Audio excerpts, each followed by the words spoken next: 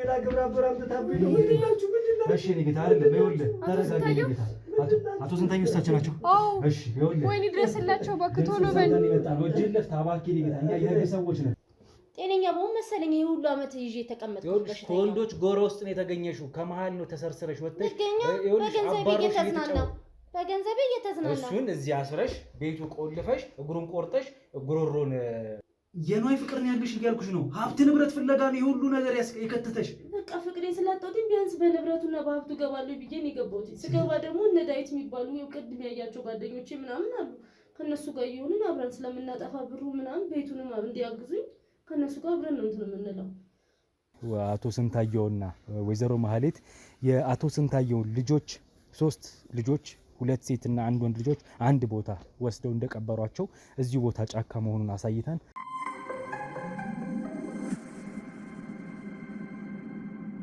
እንግዲህ አንድ ጥቆማ ደርሶን ነው ዛሬ የመጣ ነው ካሜራ ማስበርቻለሁ ቦታው ላይ ስለደረስኩ ነው ዛሬ ያው በዚህ መልኩ ያስጀመርኩት ቪዲዮን ማለት ነው ውድ ቤተሰቦች አስቸኳይ ጥሪ ተደርጎልኝ ነው ከአንድ ሰው ጋር አንድ ችግር ተፈጥሯል ወንጀል ተፈጥሯል ተብሎ የተጠራ ነው ወይዬ እንዴት ነሽ ሰላም ነሽ አለን እንዴት ነሽ ይመስገን አለሽ በጣም በስልክም በሰላማዊ አክስቴ ጋርም ሆኜ ሰላማዊ ነው ደወልኩልኝ እሺ እኔ እናት አንቺ ነሽ ምንድነው የተፈጠረው ነው ሐሳቡ በር አልከፈት ብሎሽ ነው አዎ በቃ እዚህ ብዙ ጊዜ በመካከር ባንኳኳ ምን ብል ከውስጥ ድምጽ ይሰማል ግን በቃ ማንንም ሊከፍትልኝ አልቻለም ምንድነው ይሄ ቤት ምንድነው የማ ቤት ነው እዚህ ነበር እኔ የምሰራው እሺ እና ረፍት ሰጥቶኝ ወጥቼ ነበር አሁን ተመልሼ ስመጣ ሳንኳኳ አይከፈትም ግን ከውስጥ ያቶ ስንታየው ድምጽ ይሰማኛል ማን አቶ ስንታየው አለቄ ነው በቃ ባወሩ ቤቱ አንቺ ቤቱ ኦኬ ቤት ውስጥ እዚህ ሰራተኛ አጋዥ ነሽ አዎ እንድረስላቸው እባክህ ቶሎ እሺ ቁልፍ ይዛቸዋል እንዴ ኢሳያስ አንዴ ቁልፍ ስጠኝ ቁልፍ የለሽም የቤቱ አንቺ አዎ የለኝም በቃ ሳንኳኳም ከውስጥ እሺ እንድረስላቸው ቶሎ እሺ ቁልፉን አንዴ ያዘጋጅልኝ የጥቁሩን ስጠኝ እሺ ይሄኛው ይለያል የአሜሪካ ኪ ነገር ነው ቁልፍ በፍጥነት እንደርስላቸው ደስ ይለኛል እሺ እንካ አንዴ ያዥልኝ ቶሎ በለባ እሺ እንድረስላቸው እባክህ ድጋሚ ያዘጋጅልኝ ኢሳያስ አንተ ክፈትልኝ በሩ እንትኑ እስከዛ የተወሰነ ነገር ትነግረኛለሽ በሩ በጣም አስቸጋሪ ኃይለኛ ቁልፍ ነው ያለው እስከዛ ካንቺ ጋር ቆይታ ላድርግ ምን እንደተፈጠረ ከሷ ልስማ ይቅርታ ቤተሰቦች እንግዲህ ዛሬ በድንገት ነው ቪዲዮውን የሚያስጀመርኩት አስቸኳይ ስልክ ስለተደወለልኝ ደዋይም እሷ ስለመሆኗ ነው የነገረችኝ ስምሽን ማን ያልሽኝ አንቺስ አቶ ጸደይ ይባላል ወይዘሪ ጸደይ እሺ ጸደይ ትባላለች እቺ ሴት የቤቱ ሰራተኛ ወይም አጋዥ እንደሆነች ነው እየነገረችኝ ያለችው የቤቱ ባለቤት ውስጥ የታፈነ ይመስለኛል ቁልፍም አልከፈት ብሎኛል አንቺ የተወተሽ ነው ሱቆተሽ ነው እንደዚህ ሆነው ስትመለሽ ነው ረፍት ተሰጥቶኝ ወጥቼ ነበር ረፊ ብላኝ ባለቤቱ እሺ ከዛ በኋላ ያው 5 ቀን ቆይቼ ነበር የመጣሁት ብዙ ጊዜ ነበር ረፍት የሰጠችኝ አሁን መጥቼ ሳንኳኳ ከውስጥ ድምጽ ይሰማል ምን እንደተፈጠረ ማለቅም ግን አቶ ስንታየው ችግር ላይ ያሉ ይመስለኛል እሺ ምንድነው ህመም አለባቸው ምንድነው ተዘግቶባቸው ነው ትልቅ ሰው ናቸው አዎ ማለት ትንሽ በጣም ትልቅ ሰው አይባሉም ወጣት ናቸው እሺ ግን በቃ ሳንኳኳ ምንም የሚከፍትልኝም ሰው የለም ጎረቤትን ብጠይቅ በቃ ፖሊስ እንጠራለን ሂጂ ከዚህ ምናምን አሉ የቤቱ ሰራተኛ እንደሆንኩ አያውቁም መሰለኝ እና በቃ ማንንም ሰው በጠራ ምን ብል ማንንም ሊያምነኝ አልቻለም እና እባክህ እንድረስላቸው በፍጥነት ሰው የለም ማለት ነው ጭራሽ እሳቸው ብቻ ነው ያሉት እሳቸው ብቻ መሰሉኝ እንግዲህ ባለቤቱ ብትኖር የተከፍትልኝ ነበር ብዬ አስባለሁ እሺ ግን የለችም ከቻልክ ቶሎ እንድረስላቸው ተረጋግተን ድጋሚ ጥቆማሽን ወስዳለሁ እዚሁ ጠብቂኝ አንዴ ካሜራማን ካሜራውን አጥፋ እስከዛ ቁልፍ ከፋፍተን መግባት ከቻለ ሞክራለሁ ቁልፍ ስጠኝ ቶሎ በላ ቆይ ማንም የለም አይደል መሳሪያ ያስፈልጋል መስተናገድ ልይዝ ኋላ ያዙልኝ እሺ ለማንኛውም እንካ ቁልፍ ያዝ ቶሎ በል እንድረስላቸው ይሄን ቁልፍ ነው ቶሎ በለዋ እሺ የቱ ጋር ነው ድምጽ ይሰማኛል ጋሼ ከየት ነው ድምጽ የሚሰማኝ ጋሼ እዚህ የለም የት ነው ጓሮ አላችሁ ሌላ የለም በቃ ይሄው ብቻ ነው የትኛው ክፍል ነው አቶ ስንታየው ወይኔ ዛሬ እንድረስላቸው ባከካቻለ እሺ እዚህ ነው አቶ ስንታየው እዚህ ነው እሺ እናት ያንዴ ተረጋጊ እሺ እኛ እንግባሽ እንድረስላቸው በፍጥነት ቶሎ በል ምንም ሳይሆን እሺ እንጂ ቁልፍ ያዝልኝ አንዴ ለሱ እስቲ ና ካሜራማን። እሺ ቆይ እናትዬ አንዴ ወደዛው ይልኝ አንዴ። ሌላ ግብረ አበራም ተታብኝ ነው ምንድናችሁ? እሺ እኔ ጌታ አይደለም ይኸውልህ፣ ተረጋጋ ጌታ። አቶ ስንታየው እሳቸው ናቸው? እሺ ይኸውልህ፣ ወይኔ ድረስላቸው እባክህ፣ ቶሎ በል። ወጅልህ ታባኪ ጌታ፣ እኛ የህግ ሰዎች ነን፣ የህግ ሰዎች ነን። ድረስለት እባክህ አቶ ስንታየው። እኛ ማንም ይኸውልህ፣ ማንም አቶ ስንታየው እሱ ነው የቀራችሁ። በቃ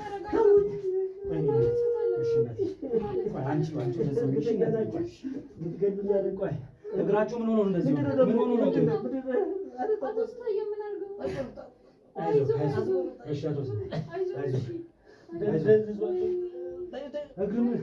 እግራችሁ ምን ሆኖ ነው?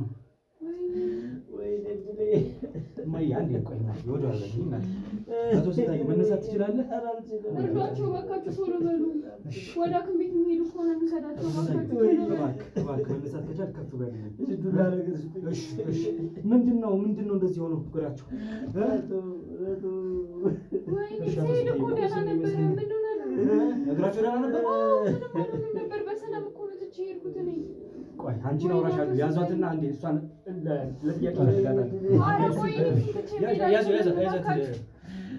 አቶ ስንታየው እባክህ ደግፍ በለኝና መነሳት ከቻልክ በቃ ከቤት መጥፎና እባካችሁ ተሰብስበን እሱን እናንሳው። ምን እንደተፈጠረው ጉዳዩን አረጋግጣለሁ። ከዛ በኋላ አይዞህ።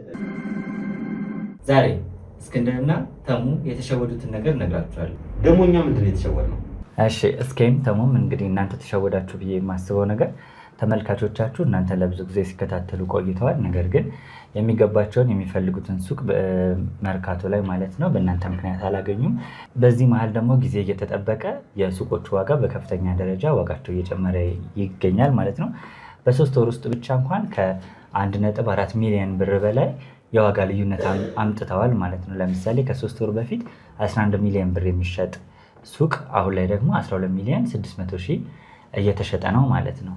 ስለዚህ እናንተ እያላችሁ ደንበኞቻችሁ ወይም ተመልካቾቻችሁ በሱቆቹን ገዝተው መጠቀም ሲችሉ ያ ሳይሆን ቀርቷል ማለት ነው። አሁን ደግሞ እናንተን የሚያምኑ የሚከታተሉ ሰዎች ጥሩ እድል ይዤላቸው መጥቻለሁ። በሜሪት ፕሮፐርቲስ መርካቶ ላይ ሱቆችን እየገነባን እንደሆነ ይታወቃል። ከ1 እስከ 5ኛ ፎቆች ነው ያሉት። አሁን ደግሞ ልዩ እድል ለበዓል አስመልክተን ይዘን መጥተናል። ይህ ደግሞ ከ11 ካሬ ጀምሮ ሱቆችን መርካቶ ላይ እየሸጥን ነው። 11 ካሬው 5ኛ ፎቅ ላይ ከ2 ሚሊዮን ብር ሙሉ ክፍያ ጀምሮ ይዘን መጥተናል ማለት ነው። እናንተን የሚከታተሉ ሰዎች 10%ን ብቻ በመክፈል መርካቶ ላይ የሱቅ ባለቤት መሆን ይጀምራሉ። አዲሱን ዓመት በንግድ በቢዝነስ መጀመር ይችላሉ ማለት ነው። እንግዲህ እኔም የሚጠበቅብኝን በሙሉ አድርጌ ላግዛቸው እችላለሁ ማለት ነው። በጣም ነው የሚገርመው።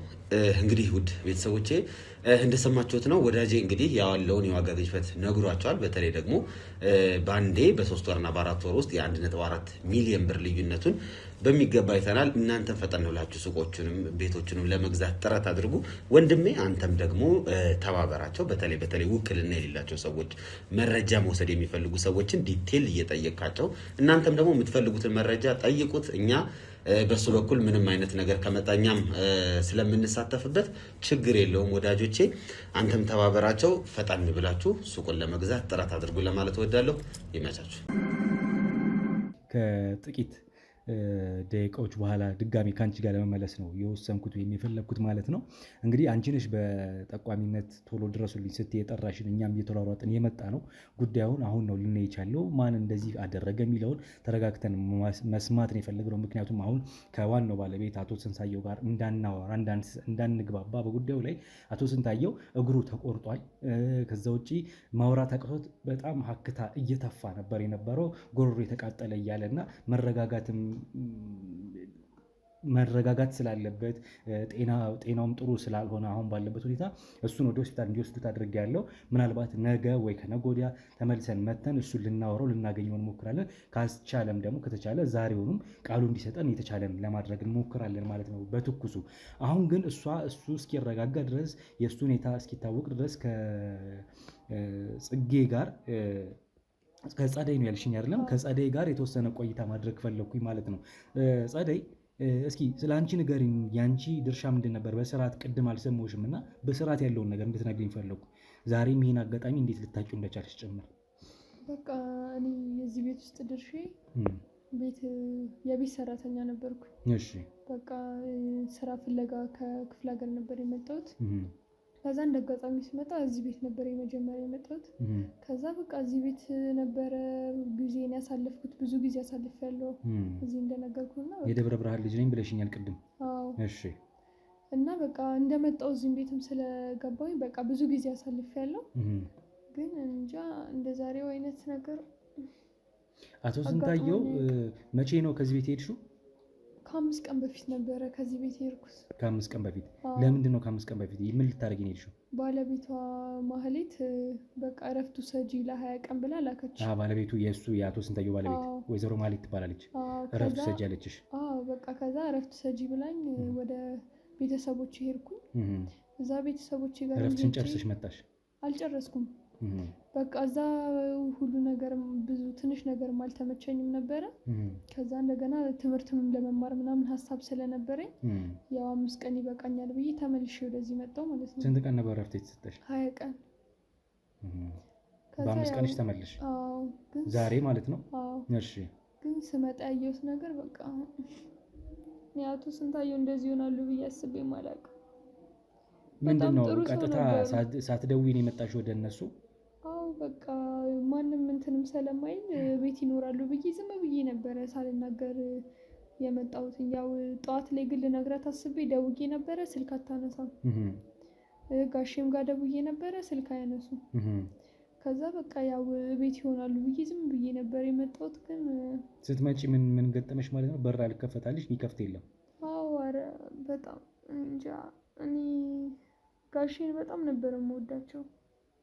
ጸባያቸው፣ ለሰው ቀና ማሰባቸው፣ ሁሉ ነገራቸው መልካም ሰው ነበሩ። አሁን አቶ ስንታየውንም ለማናገር በተቻለ አቅም ሞክረን ነበር፣ ግን ሊያወራን አልቻለም። ምክንያቱም ጉሮሮ ራሱ በጣም ኃይለኛ በኃይል እያቃጠለኝ ነው እያለ ሊያወራን ራሱ አልቻለም። እንጥሩ በቃ እስኪበጠስ ድረስ ነው ማለት ይቻላል። በጣም ኃይለኛ አክታ ነበረው። በቃ ደረቀ። ይሄ እንዴት ነው ምራቁን እንኳን መዋጥም መጥፋትም እንኳን በስርዓት አልቻለም። በቃ በደረቁ ነው ሀክታ እንትን ሲሉ የነበረው እና ምን ሆኖ እንደሆነ ራሱ አናቅም። ኃይለኛ የሆነ ህመም ላይ ነበረ። እግሩ ተቆርጦ የተወሰነ ነጭ ፋሻ ተደርጎለት ነበረ። ይሄንን ደግሞ ጸደይ የምታውቀው ነገር አልነበረም። ከኛ እኩል ነው እሷ ራሱ የምታየው። እግሩ እንደዚህ አልነበረም። ከ5 ቀን በፊት ነው የመጨረሻ ጊዜ አይደለ ከዚህ ቤት ስቴጂ አይተሽዋል። ላለፉት ጊዜያቶች በዚህ ቤት በቆይሽበት ጊዜ 2 እግር የነበረው ሰው ስለመሆኑ እየነገርሽ ነበረው። በቃ እኔ ከዚህ ቤት እስኪሄድ ድረስ ለእረፍት በቃ ሁሉ ነገር ሰላም ነበር። እሱም ጤነኛ ነበረ፣ 2 እግሩም ይራመድ ነበር።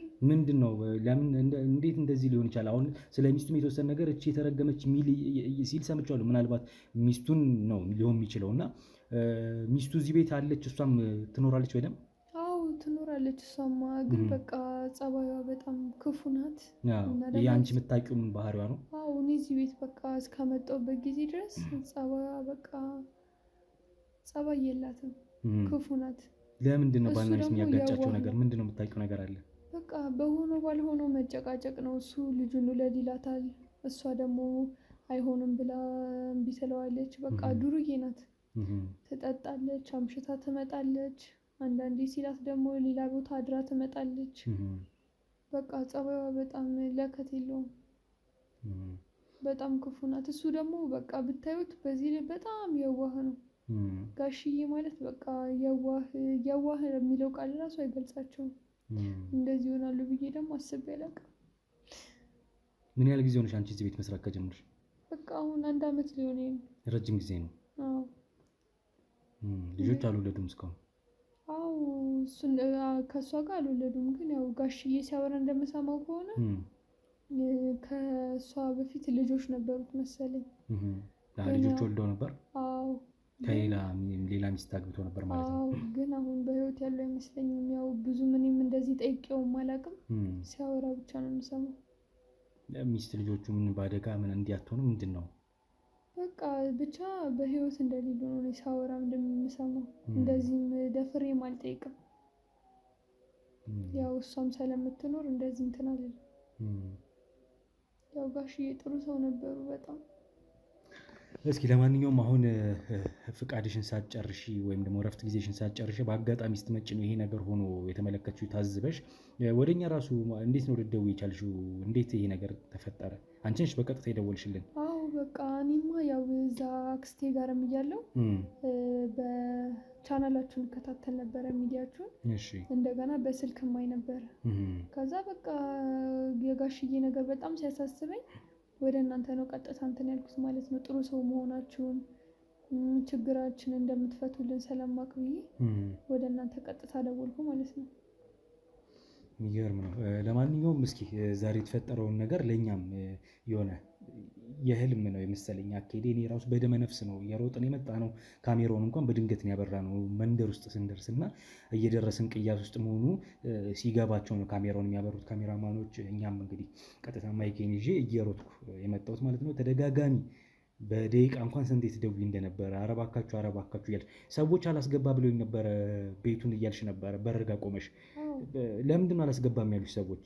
በሩ ለመክፈት ስትሞክሪ ምንድን ነው ቀጥታ በቃ ከዛ እንደመጣሁኝ በርሳ እንኳን እንትን አይልም። እንደውም አሁን ነው እንጂ ጋሼ ድምጻቸው የቀዘቀዘው።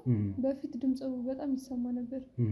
በቃ እየጮኸ ነው። አዎ በጣም ጩኸት ነበረ።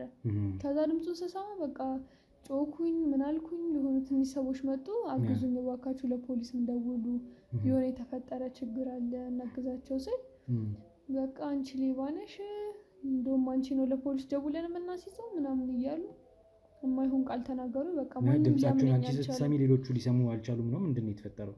አዎ በቃ ያው ይሰማሉ፣ ግን የእሱ ድምፅ አይደለም ዝም ብሎ ነው የሚሆነው ምናምን እያሉ እምቢ አሉኝ። ጮኩኝ። ምን አልኩኝ? እኔ በቃ ምን ያላረኩት ነገር አለ? ግን ምንም ሊያምኑኝ አልቻሉም። ጭራሽ አመነጫጨቁኝ። ከዛ በቃ ቀጥታ ወደ እናንተ መደወል ጀመርኩኝ። 10 ስደውል ያው ትመጣላችሁ ያልኩ፣ ያው ግን አሁን መጣችኋል። ዋናው መምጣታችሁ ነው። ለማንኛውም ከሰዓታትም ከደቂቃዎችም በኋላ ሊሆን ይችላል ተመልሰን ወይ ደግሞ ከቀናት በኋላ ተመልሰን የምንመጣበት ጉዳይ ይሆናል። ለምን አቶ ስንታየው እግሩ ተቆረጠ? በምን አይነት አጋጣሚ? ታስሮም ጭምር ነው የተገኘው። ታስሮ ወንበር ላይ ሻወር ቤት ውስጥ ነው የተገኘው። እግሩ ተቆርጧል። በጣም መናገር እስኪያቅተው ድረስ ውስጡ ታሟል እና በዛ አይነት ሁኔታ ላይ ስለነበረ ልናናገረው በቀጥታ አልቻልንም። እሱ ወደ ሕክምና ቦታ ልከናል። ባለቤቱ ማናት? የት ሄዳ ነው? ማንስ እንደዚህ ያደረገ የሚለውን ነገር በይበልጥ ምናጠራው ይሆናል ጉዳዩን ማለት ነው። አሁንም ቢሆን ለቃል እንፈልጋታለን እቺው ሴት ጸዳይን ማለት ነው። እሷ ከኛ ጋር ትቆያለች። ቤቱን ግን አንዳንድ ነገሮች ፍተሻ ማድረጋችንን እንቀጥላለን። እንግዲህ አቶ ስንታየውንም እግዚአብሔር ይማረው ጨርሶ ማለት እንፈልጋለን። ያው የደረሰበት ሌላው ከባድ ጉዳት ቢኖርም እግሩ ላይ የቀሩትን ነገሮች ግን ጥሩ ሕክምና እንዲያገኝ ይደረጋል በተቻለ አቅም። ያው እኛ የተቻለን ማድረግ ነው። ባለቤቱን ደግሞ ካለችበት መታ እሷም ቃሏ እንድትሰጥ ይደረጋል። ወይም የት ሄዳ ነው የሚለውን ራሱ እሱ ክትትል ይፈልጋል ማለት ነው። አብራችሁን ቆዩ። የመርካቶ ነጋዴዎች ጩኸት ተሰማ። በ2.4 ሚሊዮን ብር ጠቅላላ ዋጋ የንግድ ሱቆችን መንግስት በ70/30 ፕሮጀክት ከሜሪት ፕሮፐርቲስ ጋር በመተባበር 6500 ካሬ ላይ ያረፈ ዘመናዊ ሞል ከ11 እስከ 32 የካሬ አማራጮችን የያዘ በውስጡም በቂ ፓርኪንግ፣ ሊፍት፣ ስቶር፣ ካፍቴሪያ። ምን ይሄ ብቻ! በሙሉ ግንባታ ጥንቅቅ ብሎ ምንም አይነት የጋራ መገልገያ ሳናስከፍሎ በኔት ኤሪያ ብቻ አቅርበንሎታል። ግንባታውን ቀድመን የጀመርን በመሆኑ በ12 ወር ማስረከባችንም ለየት ያደርገናል። ሳይቀደሙ ለመቅደም ቅናሹም ሳያበቃ ይደውለው። ውድ ቤተሰቦች እንግዲህ ዛሬም ይሄ ጉዳይ እንግዲህ አቶ ስንታየው ቤት ከገባን ጊዜ አንስቶ ዛሬ 9 ቀን አስቆጥሯል ማለት ነው። በ9ኛ ቀናችን በድጋሚ ተመልሰን መጥተናል። ጉዳዩን ስንከታተል ነው የከረም ነው። አቶ ስንታየው ለምን እንደዚህ ሆነ? ማን ነው አቶ ስንታየው ራሱ? ባለቤቱ በዚህ አጋጣሚ በእነዚህ 9 ቀናት ውስጥ ልናገኛት አልቻለም። አቶ ስንታየውም ለሕክምና በሄደበት እንግዲህ ዛሬ በ9ኛ ቀን ቤቴ ካልመጣው ብሎ ብዙ አስቸግሮ ቤቴ መምጣት ነው ፈልገው፣ ቤቴን ህመሜን ማስታመም ፈልገው ብሎ ነው የመጣው። ዛሬም እንግዲህ ሆስፒታል መጠየቅ ሳንችል ስለቀረን እዚህ ቤቱ ከመጣ በኋላ ነው ጥያቄ ልናደርግለት የወደድ ነው። አቶ ስንታየው ማን ነው? እንተዋወቀው። ከዛ ውጪ ስለ ባለቤቱ መሀሌትን መስማት የምንፈልጋቸውን ነገሮች በሂደት እናውቃለን ማለት ነው። አቶ ስንታየው ያው እግዚአብሔር ጨርሶ ይማርክ። አሁንም ካለበት ከትላንት ከባለፈው ዛሬ ደህና ነህ ብዬ አምናለሁ። ትንሽ ለውጥ አለ። አንተ ደግሞ መሀሌትን የት አግኝተህ? በጣም እንትን ብሎኛል። እና በጣም የሚገርም ነገር መምጣት የፈለኩት ደግሞ ይሄው ደህና ጥሪት ያፈራሁትን ሸጣ እንዳጠብቅ ብዬ ነው። እንግዲህ አቶ ሳታየው አሁን መናገር በጣም እያቃተው ነው። ድምፁን እየከረከረው ነው። የተሻለ ሕክምና አግኝቷል፣ ግን ደግሞ በጣም ድምፁን ይዞት ነበረ።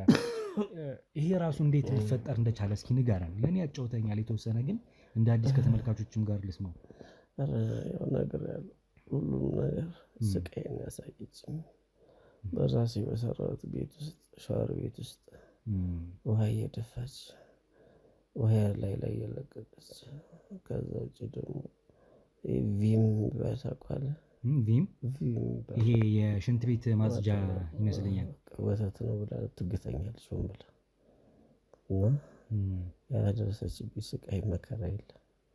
እንግዲህ ዶክተሮቹም እያሉት ነበር በቶሎ ባደርስ ኖሮ ሙሉ አንጀትክም ሆነ ሙሉ ሆድ ዕቃ ሊበላሽ የሚችልበት ሁኔታ ይፈጠር ነበር። ደጋግማ ያንን መርዝ የሆነ የሽንት ቤት ማጽጃ ደጋግማ ታጠጣህ ነበር በላይ እጅና እግርህን አስራ። ይሄን ያደረገችው ባለቤትህ ናት ራሷ እንጂ እኔ አላማም እንደሆነ አልገባኝም እኮ። ወይ በግልጽ ነገር ይሻለኝ ነበር። እንደዚህ አይነት ስቃይ የሚገርምህ ማለት ነው እሷ አቅታኝ አይደለም ግብረ አበሮች አሉ የሷ እና እዛ ውስጥ ራሱ ሲያስገቡ ተሸፋፍነው ምን ብለው የሆኑ ጎረምሶች ነበሩ። ከነሱ ጋር ጥፍር አድርጋኝ ይወጣችሁ እና ሆን ብላ እያሰቃየችኝ ያለችው። እናንተ ባትደርሱልኝ ህይወቴ ራሱ አያርፍም። አሁን የፎ ያልኩኝ ቢያንስ 9 ቀናት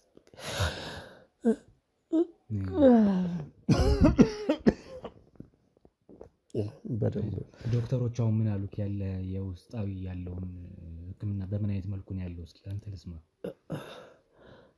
ብዙ ነገር ሰጥቶኛል። ይሄ አንተ የወሰድኩት ይሄ ለጉሮሮክ ማጽጃ ተብሎ ነው ለውድቅ። ይሄ አሪፍ ነው። ይሄን አሁን ጠዋትም ማታም እየወሰድኩ እንዳይጠፋብኝ ብዬ እዚች ውስጥ ማረክ ብዙ መድኃኒት ነው በእርግጥ የተሰጠክ እያሉ ነበር ተዳርድሯል ነው።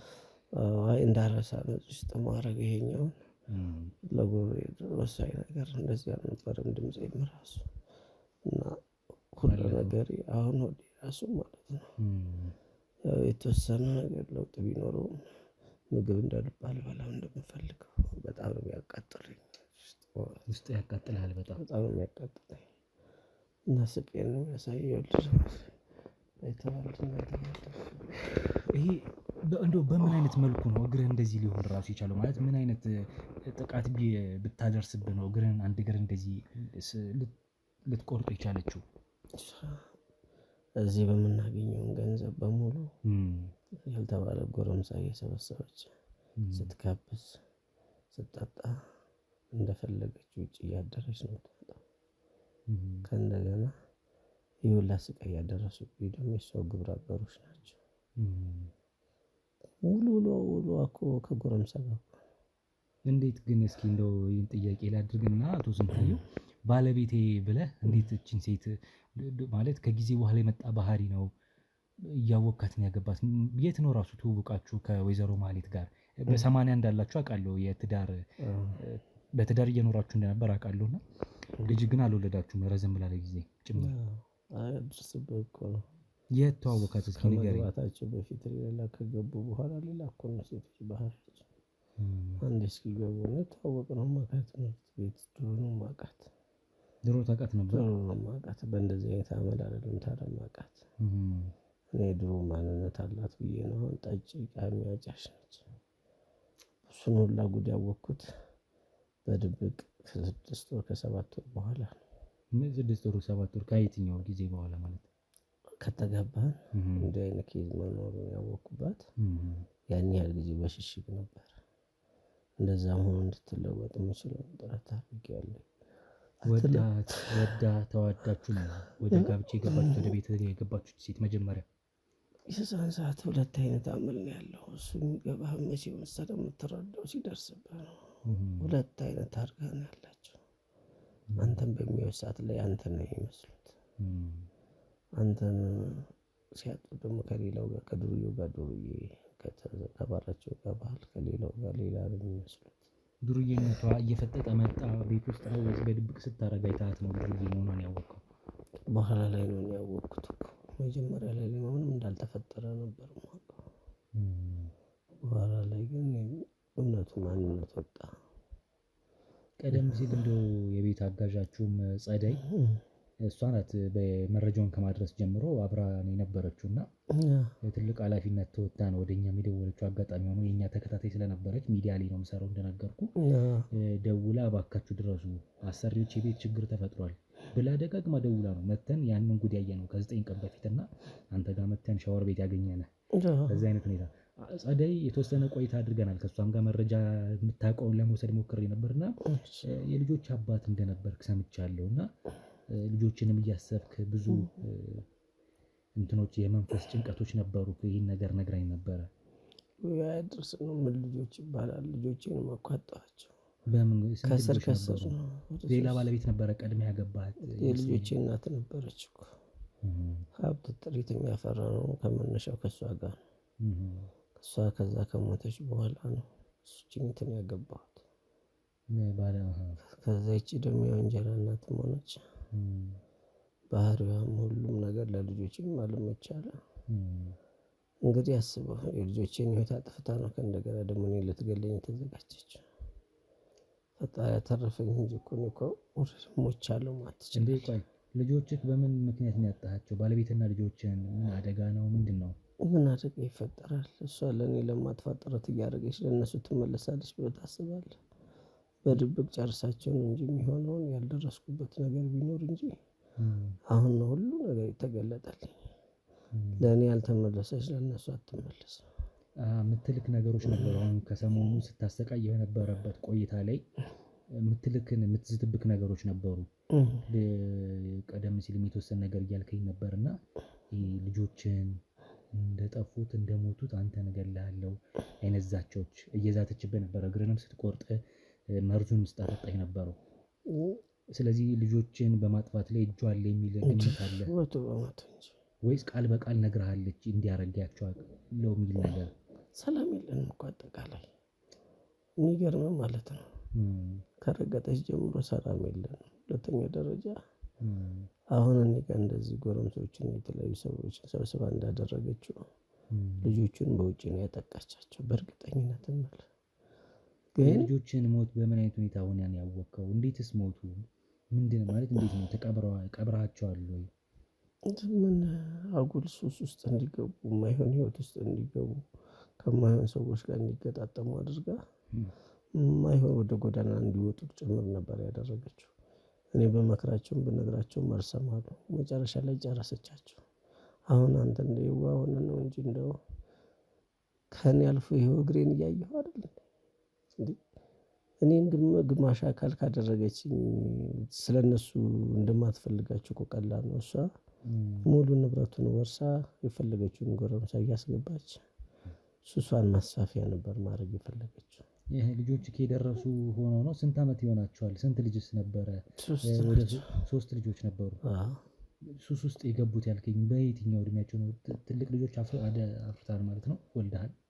ምን ለሱስ እኮ ትልቅ ትንሽ መሆን የለበትም። ምን የጎዳና ልጆች 10-15 አመት ያልሞላቸው አይደለ ሽሽ የሚስሩት መንገድ ላይ ይሄን ሃይላንድ እጃቸው ውስጥ እያረጉ ማይሆን ቤት ውስጥ ጫት ያለ እድሜያቸው የሚጀምሩ ስንት እኮ አሉ። እና ያን እንዴት ነው ከአንተ ቁጥጥር ውጭ ሊሆኑ ይቻሉት? እሷ በእሷ ቁጥጥር አድርጋ ጎዳና እስከመውጣት አንተ የት ሆነ ነው እሷ እንደዛ የምታደርጋቸው? እንግዲህ ስራ ነኝ ስመጣ እሷም እነሱም ለእኔ መልአክ ሆነው ነው የሚጠብቁኝ። ጠዋት ወጥቼ ማታ ነው የምገባው። ተረዳኝ አይደል? አሁን እሷ ራሱ ያወቅኩት እኮ ነገር ከ6 ወር ከ7 ወር በኋላ ህይወት መስርቼ ነው ሱሰኛ መሆኗን ዱርዬ መሆኗን ጓደኞቿን ተስፋ የቆረጡ በሱስ ዓለም በጫት ዓለም ውስጥ ያሉ ሰዎች ናቸው። ስለዚህ እነኚህ ልጆችን ደግሞ እኔ ሀገር ሰላም ብዬ ስመጣ ወይ ተኝተው ነው የማገኛቸው። ሀገር ሰላም ነው ብዬ ስመጣ ወይ ደግሞ የሆነ ምክንያት አይጠፋም። አሺሽ ስበው ምናምን አደንዛዥ ነገር ወስደው አግኝታቸው ታውቃለህ? ልጆችን ከማይሆኑ ልጆች ጋር ተጠሙ ብዬ ስንት መትቻቸዋለሁ፣ ገርፌያቸዋለሁ፣ መክሬያቸዋለሁ። አንተ አብረህ ቁጭ ብለህ ክትትል እስካላደረክ ድረስ ምንም ዕጣ ፈንታ ዋጋ የለውም እኮ። እኔ ደግሞ 12 ሰዓት ነው ጠዋት የምወጣው፣ ማታ 2 ሰዓት 3 ሰዓት ብገባ ነው። በዛች ውስጥ እንደ አንድ ረፍት የምትኖረኝ ደግሞ በአሁኑ እሁድ ነች፣ እሱም ግማሽ ቀን። ባለቤትን በምንድን ነው ያጣው? የሞተችበት ምክንያት ነው እሷ የተወሰነ የጡት ካንሰር ነው ምናምን ነገር ብለው ነው ሕክምናም ተደርጎላታል። በጣም ጥሩ ሰው ነበረች። የሚገርም የልጆች እናት ሰው በቃ እነሱም ተስፋ የቆረጡት ልጆቼን እሷ ከሞተች በኋላ እኔም እነሱን መጫኑ ከበደኝ። ትንሽ ፊት ስነሳቸው የሚያስቡት ወደ እናታቸው፣ ስቆጣቸው የሚያስቡት ሁለተኛችን ደግሞ ጨካኝ ነች። እንዲህ ብለው ደስተኛ ይሆናሉ። ስለዚህ እኔም ስቃዬን አየሁ። አሁን እኮ ከሞቱት በላይ ሆንኩኝ እኮ እንደሞተ ሰው ቁጠረኝ። መጨረሻ ላደርገውና እየደከመ እንደሆነ ይገባኛል። አሁንም ቢሆን ግልጽ ስላልሆነልኝ ነው። የልጆች አሟሟት በምን አይነት መልኩ ነው የሞቱት? 3 ልጆች በአንዴ ነው ያጣኸው? በሂደት ነው እና ምንድን ነበር የመሞታቸው ምክንያት ራሱ ግልጽ ስላልሆነልኝ ነው። እና ድጋሚ ልጠይቅህ እስኪ ስንት ልጆች? 3 ልጆች ናቸው? ማንም ወንድ ሴት? ምን አይነት ልጆች ናቸው? ጾታቸውስ የሚለው ራሱ ሴቶች ናቸው። አንድ ወንድ ልጅ ያለው መሀላቸው፣ 2 ሴት ታላቅና ታናሽ፣ መሀል ላይ ወንድ አለ። እና ተቀራራቢ ናቸው። 3ቱም የ1 ዓመት ጋፕ ነው ያላቸው። በላይ በላይ 14 13 7 በዚህ ጋፕ ውስጥ ናቸው። እና የ1 ዓመት እና የ2 ዓመት ልዩነት ነው ያላቸው። ግን በብዛት ፊዚካሊ ተቀራራቢ ናቸው። ስለዚህ እንቅስቃሴያቸውን በጋራ ነው። የሚገርምም ማለት ነው። ትልቋን ወደውን እንደሞተች እናታቸውን በቅርብ ስለሞተች ማለት ነው። ትንሾቹ በቃ ተስፋ የመቁረጥ ስሜት ውስጥ ነበሩ። እኔ ያው የሚፈልጉትን ነገር ገዝቶ ከማምጣት የጠየቁኝን ነገር ከማድረግ ሌላ ነገር ማድረግ አልችልም። ጊዜም የለኝም። አሁን ምንም ያው ወደ እነሱ የሚሄድ ነው። ከዚህ በላይ ምንም ማድረግ የምችለው ነገር የለም። እና ሆን ብለው የማይሆን ጓደኛ ጋር ገጠሙ። ይሄን ደግሞ ያስተባበረችው በእርግጠኝነት ይቺው አረመኔ ነች። ሆን ብላ ነው እነሱ እንደዚህ እንዲበላሹ። ደግሞ ልጆች ስለሆኑ ያው ከተለያየ ሰው ትሰማለህ። እሷን ወደ ሱስ ውስጥ ወደማይሆን ህይወት ሲገቡ ያቸው ለጊዜው ደስ ይላቸው የለ ምንድነው የሚያደርጉት? ደስተኛ ሆነው ነው የሚያደርጉት ያን ነገር። ገብቶሃል? ለምሳሌ ሂዶ በቃ ዘና በሉ እንደዚህ ያድርጉ ትላቸዋለች። ለእድሜያቸው ማለት ነው። እሱ ከጠወጡ የማይሆን ነገር ውስጥ ገቡ። እኔ ጋር ሲመጡ ወይ ራሴን አሞኛል ወይ እንዲሁኝ ተኝቻለሁ እንዳላውቅ ማለት ነው። ከዛ በኋላ ለቤቱ ብትፈጣለ በቃ ሰላም ነሳች። አሁን የት ልትሆን ትችላለች ብለህ ትገምታለህ? ማለት በፍለጋ ላይ ያለ ነው እሷን እና ራሷን አሸሻ እንደሆነ ነው የተረዳ ነው። ዞሮ ያው እሷን ሎኬት አድርጎ ማግኘት ቀላል ነው። ከሀገር ካልወጣች በስተቀር ትወጣለች የሚል ግምትም የለንም። ወደ አየር መንገድም በስሟ ምንም አይነት በረራ እንዳይኖር የተቻለው ስለተደረገ ማለት ነው። ስለዚህ አንድ ቦታ ነው ተሸሽጋ የሚሆነው። ካለችበት ግን መታ እንድታወራ ይደረጋል።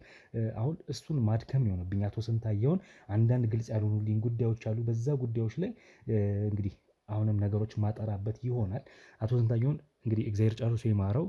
ልጆቹ 3 ልጆች እንደነበሩት እነሱም ሞተውበታል። በምን አይነት ሁኔታ የሚለው እስካሁን ድረስ ግልጽ አልሆነልኝም። እሱን ነገሮችም ቀስ በሂደት ማጣራ ይሆናል። ማድከም ስለሆነብኝ አሁን እስኪ ነገሩን ላጣራ። ለማንኛውም ይሄ ነገር ዋናው ሚስጥሩ ሀሳቡ ያለው ንብረት ፍለጋ ከንብረት ፍለጋው ባለፈ መሀሌት የተባለች ሴት እንዲህ ልታሰቃየው የምትችልበት ጉዳይ ምንድን ነው የሚለውን ነገር በግልጽ አጠራለሁ ማለት ነው። በድጋሚ እግዚአብሔር ጨርሶ ይማርህ አቶ ስንታየው። መሀሌትን አግኝተን እሷን ለህግ የምናቀርባት ይሆናል። ጫት የሚቀሙበት የዱርዬ መናኸሪያ የሚሆንበት አካባቢ የለም። እዛ አካባቢ ክትትል አድርጎ ያደራ። ከሀገር ውጭ ላትሄድ ትችላለች። ምንድን ነው ምንድነው ምንድናቸው? ምንድነው ያደረጉክ? ምንድነው? ምን ያደርጋችሁት ነው? ቆይ እናት እግሩ እንትን ነው ማልበል ምን ያደርጋችሁት ነው? ምንም እኮ አያውቅም። ኧረ ያዝልኝ እንዳጨረሰኝ ስንቴ ምን ያደርጋችሁት ነው? ምን ያደርጋችሁት ነው? ዛምላክ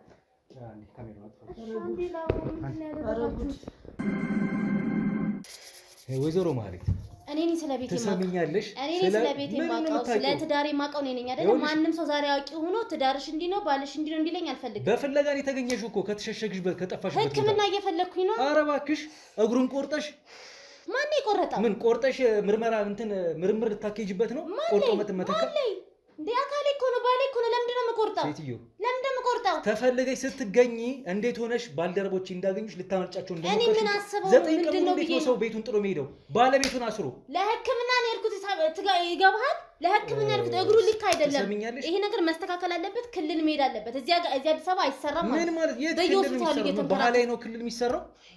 ባህላዊ ሕክምና ምንም ይሁን በቃ ሰውየው የሚድንበት ነገር ካለ ባህላዊ የሚሆን ዘመናዊ ይታከም።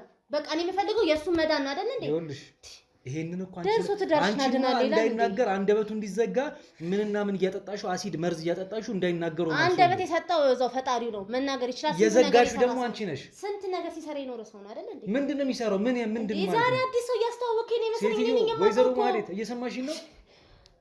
9 ቀን ሙሉ አልተገኘሽም። በፍለጋ ነው የተገኘሽው ዛሬ። አልገኝ ቤቴን እኮ መመራው እኔ ምን ይጎልበታል? ሁሉ ነገር ተሟልቶ ምን ይበላል ይጠጣል። ትሰሚኛለሽ? ሰራተኛሽን አባረሽ ቀን ረፍት ሰተሽ አንቺ ግን ጉዳይሽን እየሰራሽ ነበር አይደለ? ሀብት ንብረት ፍለጋ ትሂድ ቤተሰቦቿን ስለሷ እንድታወሪኝ አይደለም የምፈልገው። ቤቱን ግን ነፃ አድርገሽ ከሰው እይታ ውጭ አድርገሽ እየቆለፍሽ እየከፈትሽ ልትገቢ ሲጀመር ይኸውልሽ ስልክሽም ሲደወል እንዳይሰራ አድርገሽ 9 ቀን ሙሉ ራስሽን ከሀገር ውጭ እንኳን እንዳትወጪ ብለን የትና የት ብለን እንዳትወጪ ብዙ ማሰባሰብ ወረቀቶች አስገብታ ነው ለአየር መንገድ ምጭ ምን እንድታረግ ትችላለህ? ይኸውልሽ ደርሶ ዛሬ እንዲገባሽ እንዲወጣሽ ስትገኝ ይኸውልሽ ምንድነው አባሮች ነበር ስጮች ነበር ተነግሮኛል። አታውቀኝም እኔ ማለትን አንተን እንዴ ዛሬ እኔን የምትቆጣጠረኝ? ገባሽ ወጣ 9 ቀን አደርሽ። ለምን ወራ አላድርም? ባለቤትሽ አዎ ስለ ትዳሬ ነኝ የማውቀው። ነይ ቁጭ በይ። አንድ ነገር እንዳትናገረኝ። ቁጭ በይ ሴትዮ። እኔን አናግረው። እኔን ያወራኝ ምንድነው የተቸገረው? ሌላ ነገር አልፈልግም። እኔም ሌላ ነገር አልፈልግም። ይኸውልሽ ካንቺ ነው ቃልሽ የምንወስደው። ይኸውልሽ አስሬ አውራሻለሁ ካስፈለገ። እያወራሁ እኮ ነው። መግባባት አንችልም እንዴ? ምንድነው የቸገረ? ይኸውልሽ እየሰማሽኝ ነው ወይዘሮ አንቺን ጣቢያ ወስዶ መገተር አያቅተኝም።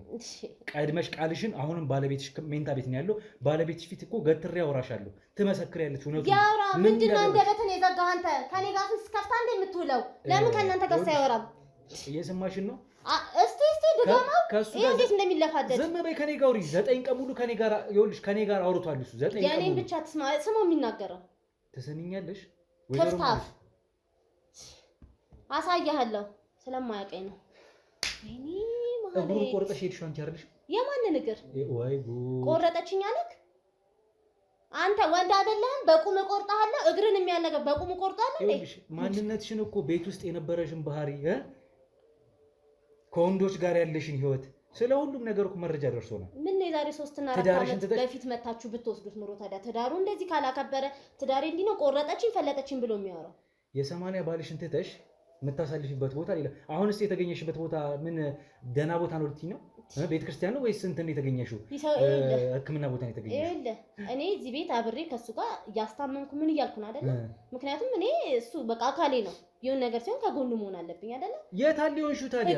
ያረግሽው አንቺ ልጅ እያልኩሽ እኮ ነው። ሰው ደግሞ ማግኘት አለብኝ ግዴታ። እየወጣሁ አገኛለሁ። እኔም ሪላክስ ማድረግ አለብኝ። ምክንያቱም እሱም ታሞ እኔም ታሜ እዚህ ቤት ውስጥ ታሽገን እንዴት ይሆናል? ጤነኛ ነሽ ሴትዮ? ጤነኛ በሆን መሰለኝ ይሄ ሁሉ አመት ይዤ የተቀመጥኩት በሽታ። ከወንዶች ጎራ ውስጥ ነው የተገኘሽው። ከመሀል ነው ተሰርሰረሽ ወጥተሽ በገንዘቤ እየተዝናና እሱን እዚህ አስረሽ ቤቱ ቆልፈሽ እግሩን ቆርጠሽ ጉሮሮን በመርዝ እንትን ብለሽ አይደለ? በመርዝ በክለሽ እሱን ያለክ አይደለ? ይሄን ነገር እሱን ያለክን ታይና አንቺ ያደረግሽው የመጨረሻ ድርጊትሽን ተናግረሽ። ወይኔ ማለት አንተ ስንታየው ለኔ ሲሆን አፍ ይከፈታል። አቡ በእናትህ ገብተን ውስጥ እናውራ። ወይ ሴትዮ እኔ ፊት አይስቲ እያየኝ ያውራ። እንዲህ ያደረገችኝ ወይም እንዲህ በደለችኝ የሚል ከሆነ አዎ ሰማዋለሁ ያውራ። ግን እኔ ምንም አላደረኩትኝም። ምን ማለት ነው? ምንም አላደረኩልኝ? እንዴት ነው ወንድ ልጅ በቁሙ ቆርጣው? ምንድነው እግር መቁረጥስ? አንድ ነገር ንገሪኝ። መቼ ነው ከቤትሽ የጠየቅሽው?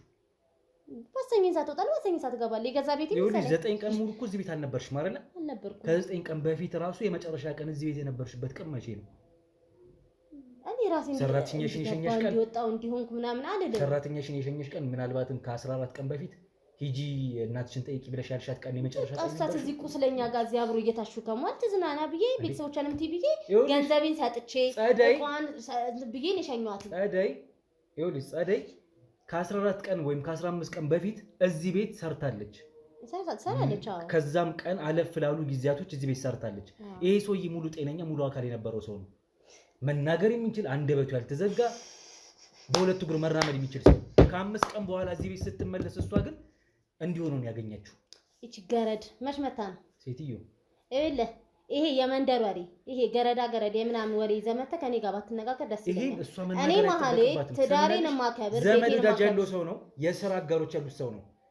ከ15 ቀን በፊት ሙሉ እግር የነበረው ሰው ስለመሆኑ እየተናገሩ ነው። እየመጣ እኮ ሰው ወዳጅ እየጠየቀው ነው ያለው። አንተ መኪና ገጭቶ አይደል እንዴ? ለምንድን አፍ የሚለጉመው? ለምን እሱን አትጠይቀው? መኪና ተገጭቶ ከዛ አንቺ ቤቱ ሕክምና እስኪያገኝ 10 ሺህ አልከሰውም። ልጆች ያሉት ሰውዬ ነው ምናምን ብሎ ተፋቶ መጣ። እዚህ ሲመጣ ከዚህ በታች አይሰራም።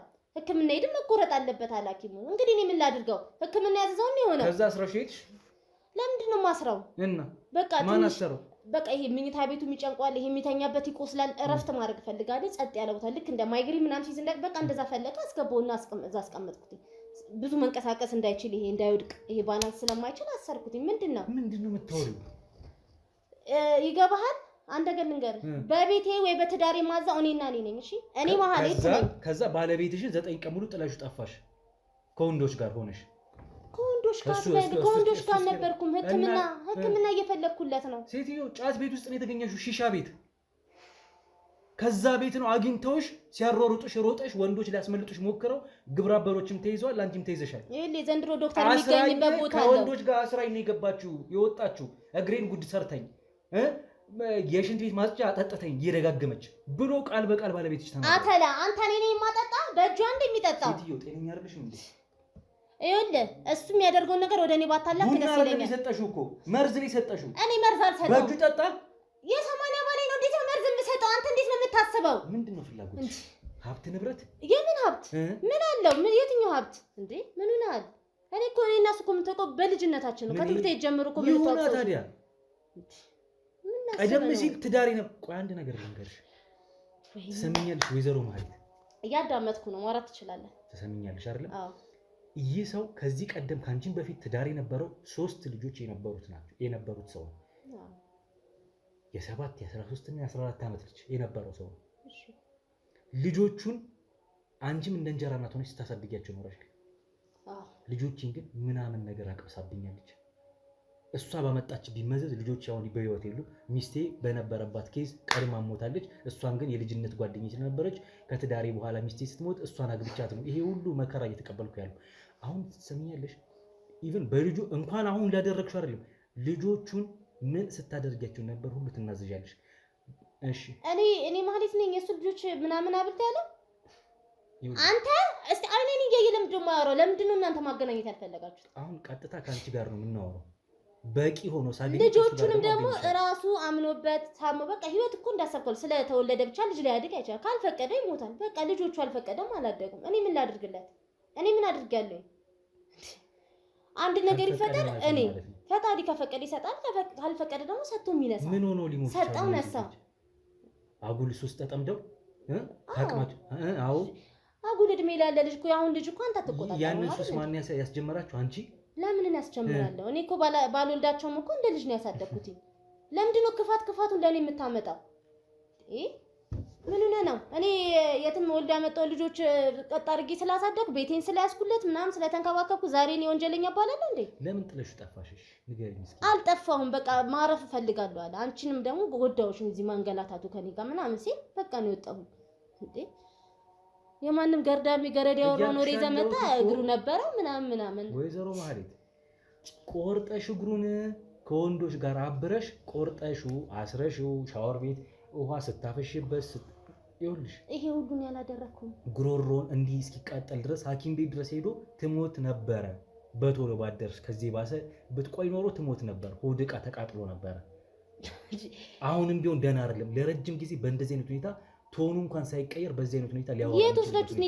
የት ሐኪም ቤት ወስዳችሁት ነው? የራሱ ክትትል ያለው ዶክተር የሚመጣለት ሰው ነው እኮ። ይኸውልሽ በነገርሽ ላይ በጣም የጠፈጠፍኩ ማውራት እችላለሁ። አንቺ ማውራት ካለ ህግ አውቃለሁ ምናምን የምትል ሰው ነው አይደለ?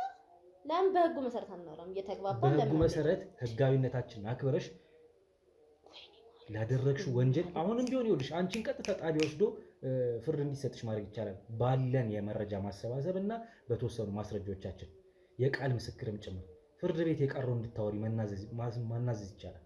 ምንድነው የምናዘዘው? እኔ እኮ ግልጽ ነኝ እኮ የማውቀውን ነገር ነው እየተናገርኩ ያለሁት። ምንድነው ባናዘዝሽ በቀጠቀጥሽ ምናምን ህግ ታውቃለህ አይደል? ባለቤትሽን አስረሽ የት ነው ታዲያ ጫት ቤት ራስሽን ደብቀሽ የተገኘሽ እንዴ? እኔም እኮ ሰው ነኝ አይደል እንዴ? እኔም ጫት ቤት አልተደበቅኩኝም። በቃ እኔ ህክምና ዶክተር እኮ የማገኝበት ቦታዎች አሉ። ለምሳሌ ዶክተሩን ቀጥታ ሂጅ ሆስፒታል አላገኘም። ይሄ በግል የሚሰራ ነገር ነው። በትክክል ስላልተስተካከለ ሲቆረጥ መውረድ ምናምን አለበት። ሰው በግል ነው የማናገርለት። አረቀጥ ድረስ ምን ልታረጊ ሄድሽ? ወደ ደቡብ ክልል ይኸውልሽ አረቀጥ ድረስ ምን ልታደርጊ ሄድሽ? 9 ቀን ሙሉ እዚሁ ከአዲስ አበባ ወጥተሽ አረቀጥ የሚባል ቦታ ላይ ጫት ቤት ውስጥ ከሌላ ወንዶች ጋር ምንድነው ህክምና እዚህ መሀል ከተማ ላይ የሉም። ብዙ ህክምና ያሉት የተለያየ ሀገር ጉራጌ ሀገር ሁሉ ተብዬ ደርሼ እመጥቻለሁ። መጠየቅ ትችላለህ። ሃሎ አልተናገርክም? አይናገር ወረቀት አለኝ ማስረጃ። 9 ቀን ሙሉ ጫት ቤት ቁጭ ብለሽ የእሱን ህክምና ቦታ እየፈለግሽ ነበር ነው? በቃ ጉዳዩን ለማስጨረስ ነው። እሱ ተቆምጦ ከዚህ በኋላ ትዕግስት የለኝም። እንዳትነካኝ ትዕግስት የለኝም እያልኩ ህግ አውቃለሁ ብለሃል። ህግ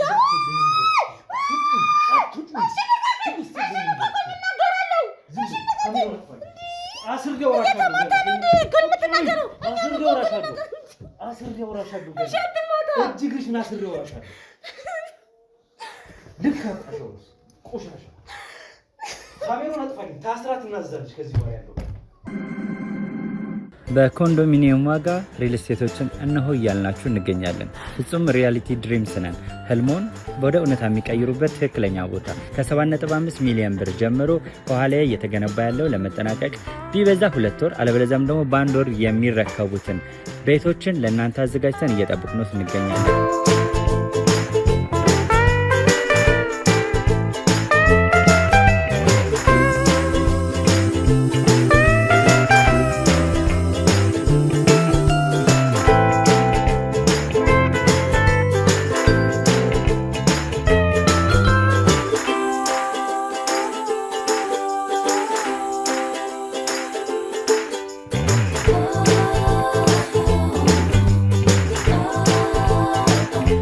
ክፍያ 7.5 ሚሊዮን በሰሚ ፊኒሽድ ሲሆን 60%ቱን ለኛ በመክፈል 40%ቱን ደግሞ ከወጋገን ባንክ ጋር እናንተ በማገናኘት ክፍያዎትን መፈጸም እንዲያስችሉ መንገድን ከፍተንሎታል። የመኖሪያ ቤቱን ስናስረክቦት የተበጣጠነ ፓርኪንግ፣ የራሱ በቂ የሆነ ጄኔሬተር ያለው በአንድ ህንፃ ላይ 2 ሊፍት የተገጠመለት እንዲሁም ደግሞ ከርሰ ምድር የወጣለት ምቹ ለመኖር ተስማሚ የሆነ ህንፃን ገንብተን እናስረክቦታለን። ለበለጠ መረጃ ደግሞ ከታች በሚገኙ ስልክ ቁጥሮች ይደውሉልን፣ መገናኘት እንችላለን። እሱን አስረሽ እግሩን ቆርጠሽ ባስቀመጥሽበት ቦታ ታወሪያታለሽ፣ ትናዘዣለሽ። ከዚህ በኋላ ልታገዝሽ እያልኩሽ ማለት ከዚህ በኋላ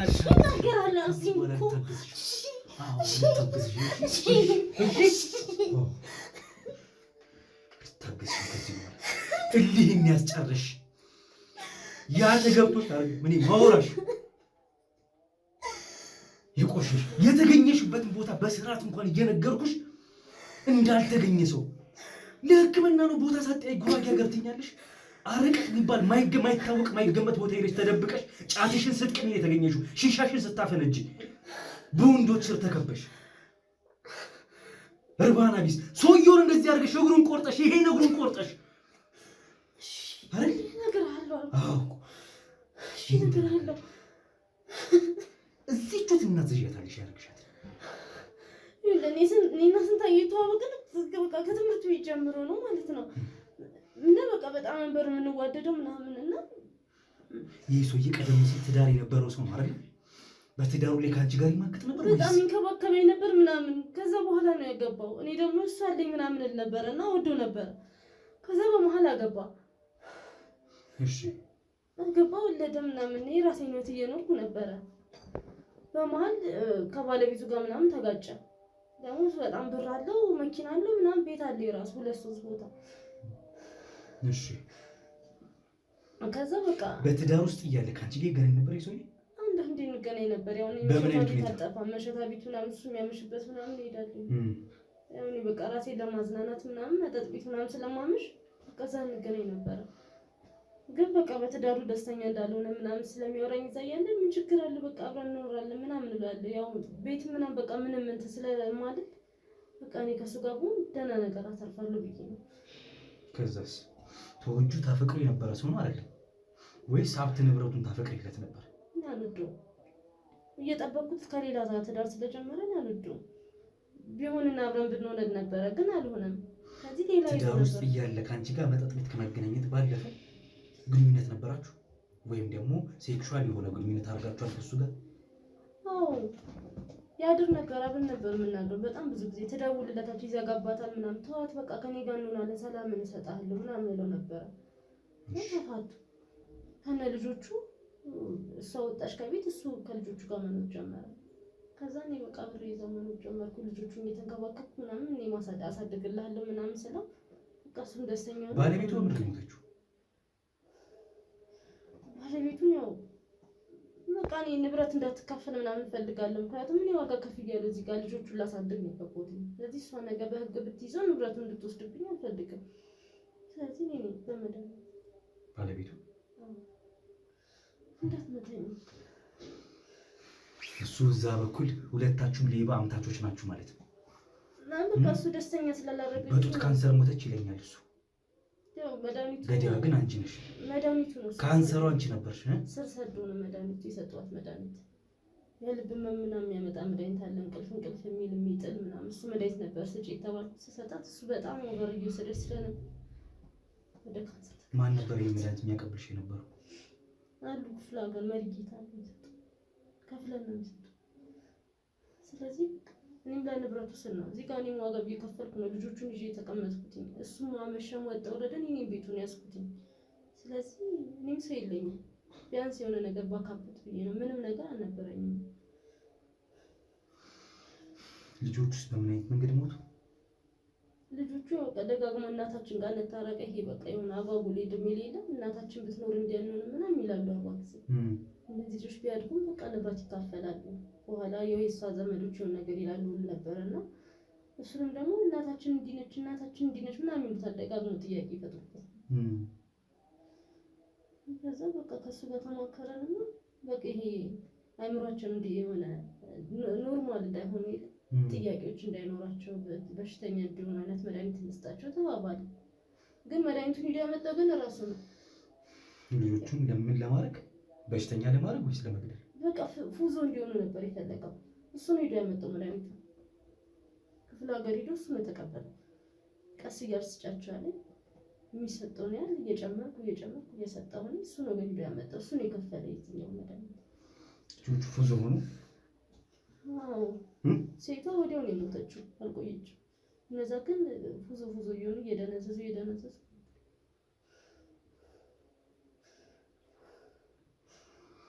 እኔም እኮ ልክ ነኝ። እኔ ስላልተረዳኝ ነው። እኔ እኮ ረዳት የለኝም። ስንት ዓመት ከፈልኩ ለዚህ ፍቅር። የትኛው ፍቅር? የነዋይ ፍቅርሽን ነው? ልጅነቴን እኮ ነው ያጣሁት። ብዙ የሆነ የትኛው ፍቅር እንዴ? ስንት ወንድ ነው የምታፈቅረው አንቺ? ፊት ለፊቱ ወንዶች ታመጪ ነበር አልነበረም? ይሄን እንኳን የሰው ምስክር እንኳን ነበር እንኳን ለእሱ አመጣ ነበረ። የነዋይ ፍቅር ነው ያለሽ እያልኩሽ ነው። ሀብት ንብረት ፍለጋ ነው የሁሉ ነገር የከተተሽ። በቃ ፍቅሬን ስላጣሁት ቢያንስ በንብረቱና በሀብቱ ገባለሁ ብዬ ነው የገባሁት። ስገባ ደግሞ እነ ዳዊት የሚባሉ ቅድም ያያቸው ጓደኞቼ ምናምን አሉ። ከነሱ ጋር እየሆንን አብረን ስለምናጠፋ ብሩ ምናምን ቤቱንም እንዲያግዙኝ ከነሱ ጋር አብረን ነው እንትን የምንለው። ቆይ ልጆቹን ገደልሽ ወይም አብሮሽ ገደለ? አብሮኝ ገደለው። ባለቤቱንም አብራችሁ ገደላችሁ? ባለቤቱን እሱ እንትን አይልም፣ እኔ ነኝ የገደልኩት። ምክንያቱም ንብረት ልትካፈል ነው። እዚህ ጋር ጸብ ምናምን እንድትጀምር ነው። ጥያቄዎች እያበዛች መጣች። ስለዚህ እሱ የሚያውቀው ነገር የለም። የባለቤቱ እጅ ላይ አንቺ እንዳለሽበት አያውቅም። ሆስፒታል ሲያመላልሳት ነበረ። ሊያሳክማት አሳክማት ሂዱ ሰዳት ደህና ቦታ ምናምን እለው ነበረ። ግን እንደማትተርፍ ነው ያውቅ ነበረ። ግን ሰዳት የተሻለ ቦታ ስለምለው በቃ እሱ አይጠረጠርም ነበረ። ሶስቱንም ልጆቹን ግን እኩል ሆናችሁ አሰናበታችኋቸው። እጁ አለበት ራሱን የገዛው ብያለሁ። ክፍለ ሀገር ድረስ ሄደው ራሱ ነው ለሳቸው ከፍሎ ያመጣው እሱ ነው። አሰጣጡን ሁሉ የነገረኝ ራሱ ነው። ይሄን የሚያደርገው ምን ስለሆነ ነው? እሱ እንዴት እንደዚህ ሊያደርግ ይችላል? እሱማ ያደርጋል። በጣም ይጠይቁት ነበር። እናታችን እኮ ጥሩ ሰው ነች፣ አጓጉል እድሜ ናቸው። የ10 ዓመት ምናምን ከፍ ካለ ልጅ ይጠይቃል። እናታችን ጥሩ ነበረች፣ እቺ ክፉ ናት ምናምን ይሉታል። እኔ ደግሞ ለሱ ጥሩ ፊት ስለማሳየው እሱ ሲመጣ እሱ ከሌለ ምናምን እመታቸዋለሁ ምናምን ምግብ አልሰጣቸውም። እሱ እንዲነስ ሲሉት አይወድም። እሱ ደግሞ በእኔ የሚመጣበት በጣም ነበር የሚያምነው። ለአንቺ ሲል ልጆቹን አጠፋ? አዎ ራሶቹን ያጠፋቸው። ዛሬስ አንቺ ደግሞ እሱን ልታጠፊ ተነሳሽ? ስንት ዋጋ ከፍያለሁ እኮ የመጨረሻው ሰዓት ላይ ነው የእሱን ሀብት ለመውሰድ ማለት ነው። አዎ ብዙ ነገር ነው ያጣሁት። የት ነው የጠፋሽው? በዚህ ቤት ውስጥ ገብተን ሰዎች እሱን እንዳገኘው ስላወቅሽ ጠፋሽ? ወይስ እውነትም ባትገኝ ኖሮ እሱን እንደዚህ አስረሹ በቁሙ እንዲሞት ነበር የሁሉ ዓላማ ጠፍተሽ ሄድሽ? በቃ ልጅቷን ለ20 ቀን እንዳትመጪ ስላልኳት አትመጣም ብዬ ነው የወጣሁት። በቃ እሱም እንደሆነ ይሁን ብዬ ነው በፈለገ በድካም በፈለገ በራብ ይላቅ ብዬ ነው ትቼ የወጣሁት። ልጆቹ የት ነው ያሉት? የት ነው የቀበርሻቸው? የቀበራችሁት በለን እንጂ አብረን የቀበርናቸው ጫካ ወስደን የጣልናቸው ልጆቹ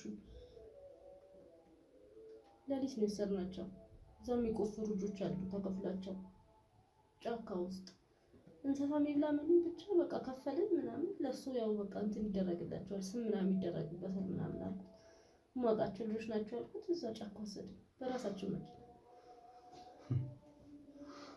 ከዛ እሱን ደግሞ ቀን ጠብቀሽ በረሃብ ልትገዩ እግሩን ቆርጠሽ ጉሮሮን አድርቀሽ ወጣሽ።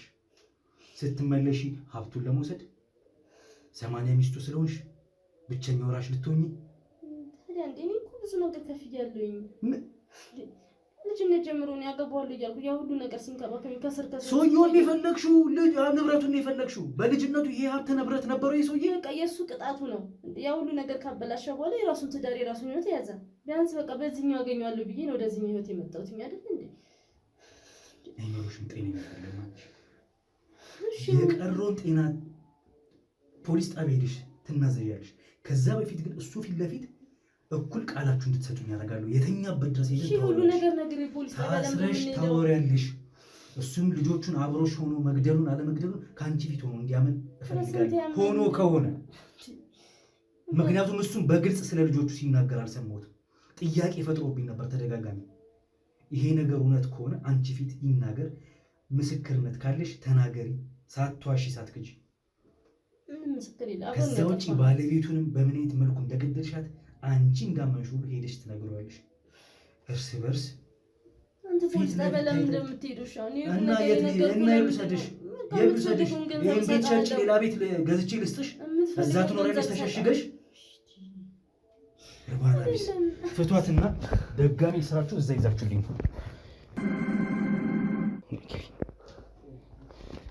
ሌላ ንትርክ ጭቅጭቅ አልፈልግም። ወደዚህ ሁኝ። አይጨቃጨቅም። አቶ ስንታየው እንኳን ወደዛ አስቀጥል። አቶ ስንታየው አንተ ልጆችን በመግደል ውስጥ እጅህ አለበት? እጅህ አለበት ወይ? ስንቴ እያየ ይመልስ። ስንቴ አይኔን እያየ መልስ። ቅድምም ስጠይቅህ በስርዓት እየመለስክልኝ አልነበረም? አቶ ስንታየው ልጆችህ ሶስቱም ልጆችህን በመግደል ውስጥ እጅህ አለበት? በመድኃኒት የገደልካቸው? ማንን ነው? ስንቴ እንዳትዋሽ፣ ምንም ነገር እንዳትዋሽ። ኧረ በፈጠረሽ እያየ ይመልስላቸው። ስለ ልጆችህ ምንድን ነው የተፈጠረው? እስቲ ንገራቸው። አቶ ስንታየው ያለህበት ህመም ሊሆን ይችላል። ጉድ ነገረች ደግሞ ህመም ሊሆን ይችላል ያለህበት ሁኔታ። መናገር አትችል ይሆናል። ይህን እውነት ግን እሷ ፊት አርገው ከሆነ አርጌያለሁ፣ እሷ ፈጥረው ከሆነ እውነቱን ተናገር። አንተም ይኸውልህ ቅድምም ስጠይቅ በግልጽ እየመለስክልኝ አልነበር? እያያችሁታል። እግርህን ቆርጣ ሄዳለች። እሷ ያጠፋችሁን አምናለች፣ ያደረገችውን አምናለች። እና ባለቤትህንም ጭምር የገደለቻት እሷ ነች። የጡት ካንሰር ብለህ አንተ ስትል የነበረው ግን አንተ በትዳርክም ላይ ትማግጥ ነበር ከዚህ ሴት ጋር ከልጅነት ጀምሮ ትምህርት ቤት ነው ማቃት። ስለዚህ ከልጅነት ጀምሮ የምታውቃትን ሴት ትዳር ከያዝክም በኋላ አግኝታት አብራት ታድር አብራት አሳልፍ የነበረች ሴት ናት ጊዜዋን። ከዛም በኋላ ባለቤት ከሞተች በኋላ ጊዜ እንኳን አልወሰድክም፣ ወዲያው በትዳር እሷን አገባ። እመናው በጮክ ብለህ ተናገር። ምን አደረኩ? እኔ ባለቤት አይደለች ይኸውልህ ባለቤትም አድርጋት ኖር። ከዛ በኋላ ግን በትዳርክም ላይ ትገናኙ እንደነበር እየነገረችን ነው እቺ ሴት። ትደውላለች፣ አወራታለሁ፣ ሌላ ነገር ነው። እሱ ብቻ አይደለም አሁን እሷ ሆን ብላ ለመሸፋፈን ያደረገችው ጥረት ነው። እኔ ለእሷ ጥሩ አመለካከት አለ፣ የልጅነት ጓደኛዬ ነች ብያለሁ። በፍጹም ምንም የሸፈነልህ ነገር የለም። ከዛ ውጭ የደረሰብኝን መከራና ስቃይ ያየህ አይደል? አንተ ቢሆን ይቅር ትላለህ ለዚህ? አቶ ስንታየው ስለ ልጆች ንገረኝ። ልጆችን ገላቸዋል አልገላቸውም? አቶ ስንታየው በግልጽ እየጠየቅኩን ያለሁት ስለ ልጆች መልስ እየመለስክልኝ አልነበረም። ደጋግሜ ጠይቄ ነበረ። ግልጽ ስላልሆነልኝ ህመም ላይ ነብዬ ነው አልፌ ያመጣሁት። አሁን እሷ እንደምትለው ልጆችን አንተም እጅ አለበት ገላቸዋል ወይ? ለቤት እኮ የመጣሁት ለማረፍ ነው። ልጨቀጭቁ ነው ያመጣችሁ። አቶ ስንታየው የትኛውም አይነት ህመም ላይ ብትሆን ምን አሁን ነው የምታስለው?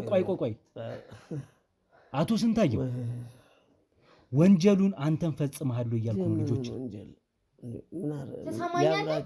በጣም ብዙ ማስረጃዎች አሉኝ። እሺ ፎቶዎች አሉኝ። እሺ እሰጥልሃለሁኝ። ብቻዬን የምገባበት ምንም አይነት እንትን የለኝም። እሺ ታሞ መጠኛ አብረን የመጣን እንፋታ። ስለአንተ ህመም አይደለም ማውራ። ልጆች በምን ሞቱ? አቶ ስንታየው ስትፈልግ ድምጽ ከፍ ይላል፣ ስትፈልግ ትቀንሷል አይደል? መናገር ያለብህን ጉዳይ በግልጽ ተናገር። ድምጽን አትቀንስብኝ። አትውጥም፣ ምንም አይነት መድኃኒት አትውጥም፣ የለህም። እሺ ልጆች በምን ምክንያት ሞቱ? ይሄን ጉዳይ አጣርቼ የደረስኩበት ቀን አንተ ያልነገርከኝ ከሆነ ምንም አልነገርከኝ። አቶ ስንታየው ህዳር 11 የት ነበር የሄድከው? ህዳር 11 የት ነበር የሄድከው? ምን ነበር ህዳር 11? እሱ ያውቀዋል። ምን ልታመጣ ነበር የወጣው ከቤት? የት ነበር የሄድከው? ቅድም የነገርኩህ ነው። ምንም የተለየ ታሪክ የለውም። እሱ ነው መድኃኒት ያመጣው፣ እሱ ነው ልጆቹን የገደለው። ብቻዬን ምንም የምወጣው ነገር የለም። አብረን እንዳጠፋን አብረን እንደገደልን አብረን ነው የምንገባት። ይኸውልህ እንባ ማቅረሩ ማልቀሱ ይሄ አይደለም። ድምፅህን ዝግዛግ ማረጉ አይደለም። እውነቱ የታወቀ ቀን እውነታውን በማስረጃ የደረስኩበት ቀን ግን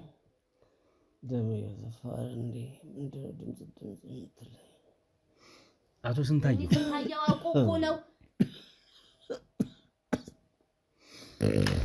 ሙተባረፍከው።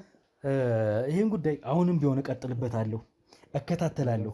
አልጋ ላይ እንደዚህ ተኝተህ ብቻ የምታሳልፍበት አንተ ራስ የምታስታመምበት ብቻ አይሆንም። እዚህ ወንጀል ውስጥ እጅ ካለበት ልጆችን ጫካ ወስዳችሁ እንደቀበረቻቸው ጭምር እየነገረች ነው። የት ጫካ እንደሆነ ወስደሽ ታሳኛለሽ አንቺ ስለምታውቂው ቦታው። አንተ ግን በጊዜ ሂደት ካለበት ሁኔታም ላይ ሆነም ቢሆን ወደ ጣቢያ ሄደህ የቀረው እንድትናዘዝ አደርጋለሁ።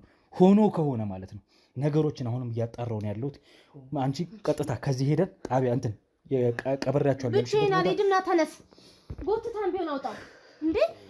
እኔ ብቻዬን የሰራሁት ነገር የለም። እኔ ብቻዬን የገደልኩት ሰው የለም። የቆረጥሽውን እግሩን ቀጥለሽለት ነው አብሮሽ የሚሄዱ ይቀጠልልሃል። ና ከዘሮን ይዞ ይወጣል። አቶ ስንታየው ከባልደረቦቻችን ጋር ተይዘህ ትመጣለህ። ጣቢያም ቢሆን እንገናኛለን። የቀረውን ነገር እዛ ትናዘዛለህ። ስለተለጉማ አይደለም። እሺ ድርጊት ግን ያሳስርሃል። እኔ ብቻዬን የምታሰርበት ጉዳይ የለም። ድብቆሽ ማናችሁንም የማያስመልጣችሁ፣ ሁላችሁንም በህግ ትጠየቃላችሁ። ያዙትና ኢሳያስ ነው ከኛ ጋር። ዛሬ እስክንድርና ተሙ የተሸወዱትን ነገር እነግራችኋለሁ። ደግሞ እኛ ምንድን ነው የተሸወድነው? እሺ እስኪም ተሙም እንግዲህ እናንተ ተሸወዳችሁ ብዬ የማስበው ነገር ተመልካቾቻችሁ እናንተ ለብዙ ጊዜ ሲከታተሉ ቆይተዋል። ነገር ግን የሚገባቸውን የሚፈልጉትን ሱቅ መርካቶ ላይ ማለት ነው በእናንተ ምክንያት አላገኙም። በዚህ መሀል ደግሞ ጊዜ እየተጠበቀ የሱቆቹ ዋጋ በከፍተኛ ደረጃ ዋጋቸው እየጨመረ ይገኛል ማለት ነው።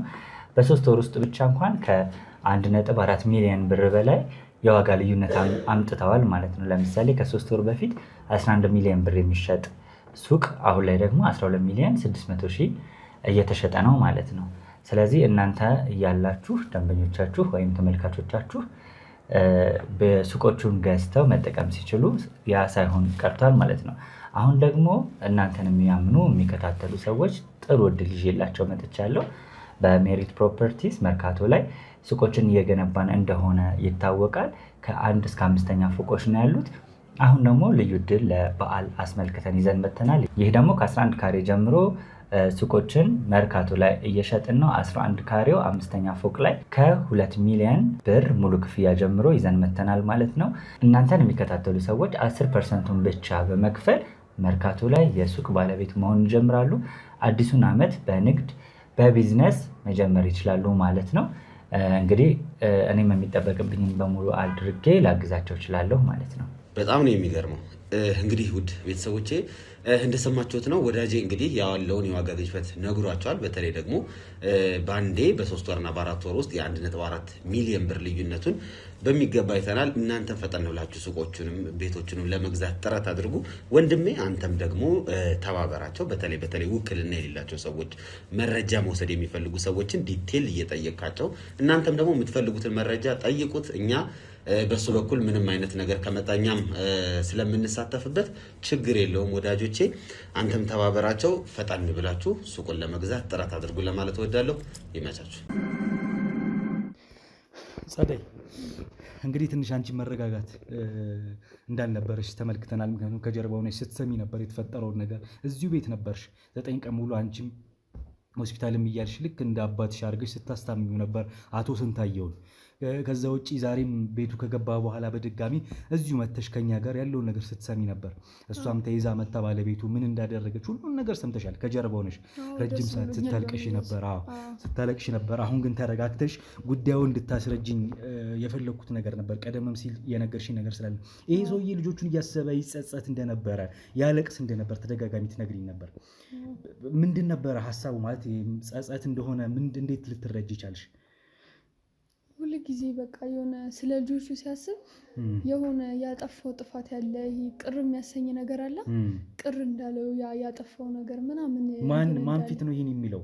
በቃ ይሄ እኔ አሁን ቤት ስሰራ ምናምን የሆነ ነገር ሳቀርብ ቡና ሳፈላ ምናምን ሰው ይመጣላ ወይ ከሷ ጋር ምናምን ቁጭ ብሎ በሚያወሩ ጊዜ የሆነ ስለ ልጆቹ ሲያወራ ቁጭት ነገር ይታይበታል። በቃ እኔ በተደጋጋሚ የሆነ ጊዜ በቃ ያንን ለማጣራት ጥያቄ ያቀርብ ነበር፣ ግን ሸፋፍኖት ነው የሚያልፈው። በቃ አይነግረኝም፣ ምንም አይለኝም። ግን የሆነ በቃ ያደረገው ነገር ቁጭት እንዳለበት ያስታውቃል ማለት ነው። ሕክምና ቦታ ሐኪም ቤት በነበረበት በነዛ 8 ቀናቶች ላይም ያለቅስ ነበር። በብዙ መናገር በተለይ ያቅተው ስለነበር የነዛን የመጀመሪያዎቹን ቀናቶች ድምፁ እየተዘጋ መጥቶ ነበር እና ያለቅስ ነበር። ህመሙም ነው። ከዛም በኋላ ልጆቼ የሚል ነገር ግን የሆነ ሳለ ድምፁ በከፍተ ሰዓት ልጆቹን ያነሳ እንደነበረም ጭምር ስትነግሪኝ ነበርና ስለዚህ ይሄ ሰው ጸጸት አለበት።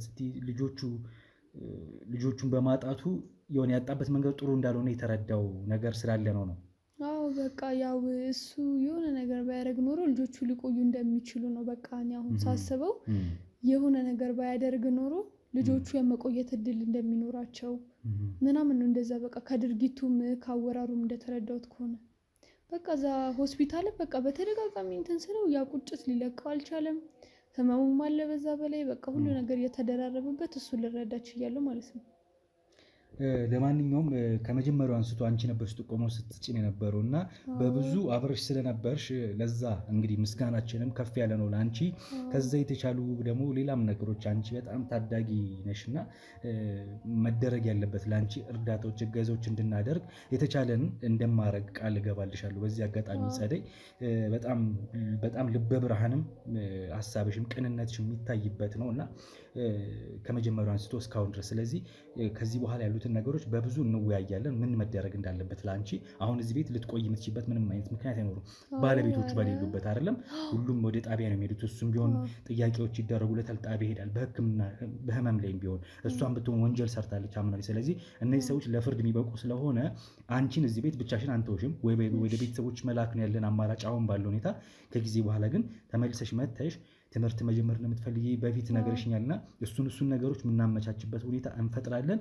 ቃል እገባልሻለሁ። ስልኬን በድጋሚ የኔን ስልክ ነው የምሰጥሽ፣ ከኔ ጋር እናወራለን። እሺ ለወደፊት እኔም ያው ደስ ብሎኛል እንግዲህ እንደዚህ ችግሬንም አይታችሁ ሁሉ ነገሬንም ስለፈታችሁልኝ። እኔም በቃ በአስቸኳይ ያንን ነገር ስሰማ የደወልኩት ችግሩ ይፈታል ብዬ ነው። ጋሽዬንም ስላዳናችሁት ያው ሌላም ነገር በውስጡ ቢኖርም ስላገዛችሁን ሁሉ ነገርም ስላደረጋችሁ እኔ በፊት ሚዲያውን እንደምከታተል ነገር ያለው ችግርን ስትፈቱ ሰለማይ ሁሉን ነገር መርምራችሁም ስለምደርሱበት ነው እንትን ያልኳችሁ። ያው አመሰግናለሁ። ምንም አይደለም። እንቺንም እናመሰግናለን። አይዞሽ ጸደይ፣ የቀረውን ነገር በኋላ እናወራለን ከካሜራ ጀርባ። አሁን እንግዲህ በጣም ያለንበት ሁኔታ በጣም ግርግር የበዛበት ሰዓት ነው፣ ወይም ደግሞ ራሳችንም ተረጋግተን የምናስብበት ሰዓት አይደለም አሁን። ምክንያቱም ልጆቹን ራሱ ገሎ የቀበረው እሱ ስለመሆኑ እሷም ተናግራለች። እሱን መናገር አቅቶት ዝቅ ብሎ በድርጊቱ እንዳፈረ አይነት ሁኔታ ላይ ሆኖ ነበር የነበረው። እሱን አሁን ከፍ ዝቅ አድርጎ ይዞ ማናገር አይቻልም ባለበት ሁኔታ፣ ሰብአዊነትም ስላለን። ግን ዞሮ ይሄ ሰው በምንም አይነት ሁኔታ ላይ ቢሆን ማለት ነው እንግዲህ ቃሉን ተናዞ ፍትህ እንዲያገኙ የሞቱትም ህፃናቶች የት እንደተቀበሩ ሁሉን አጣርተን እንግዲህ እሱን በማስረጃ አያይዘን ለህግ እናቀርባለን ማለት ነው። ፍርዳቸውንም እንዲያገኙ የተቻለን ሁሉ እናደርጋለን። አብራችሁን ቆዩ። እንግዲህ ውድ ቤተሰቦች እነዚህ ሁለት ባልና ሚስት አቶ ስንታየውና ወይዘሮ ማህሌት የአቶ ስንታየውን ልጆች 3 ልጆች 2 ሴትና 1 ወንድ ልጆች አንድ ቦታ ወስደው እንደቀበሯቸው እዚሁ ቦታ ጫካ መሆኑን አይተናል ማለት ነው። እንግዲህ በጣም በሚያሳዝን ሁኔታ ሬሳቸው የተገኘው እዚህ ነው። ውድ ቤተሰቦች የእነዚህን ህፃናት ሬሳ እንግዲህ አውጥተን ለመመልከት ወይም ደግሞ ምርመራ ተደርጎ በተሻለ ሁኔታ እንዲቀበሩ ነው የተቻለን የምናደርገው። ስለ አቶ ስንታየው ዘመድ አዝማድም ለመጠየቅ ሞከርን። ምንም ዘመድ አዝማዶቹን የሚያውቅ ሰው እንደሌለ ወይም ደግሞ ዘመድ እንደሌለው ነው የተነገረን ማለት ነው። በማህሌትም በኩል እንግዲህ እሷ ቤተሰቦቿ አሏት። ቤተሰቦቿ የተዋት አይነት ልጅ ስለመሆኗ ነው የተነገረው ማለት ነው። ለማንኛውም ፍርዳቸውን ይከታተላሉ። እንግዲህ እኛ ይህን ሬሳ አውጥተን ወደ ተሻለ ቦታ እንዲቀበሩ ነው የምናደርገው። ለህፃኖቹ ነፍስ ይማር ማለት እንወዳለን። ከዛ ውጪ በጣም የተፈጠረው ነገር ያሳዝናል። እንግዲህ የዛሬውን ቪዲዮ በዚህ እናብቃ። ውድ ቤተሰቦች ሰላም ነው።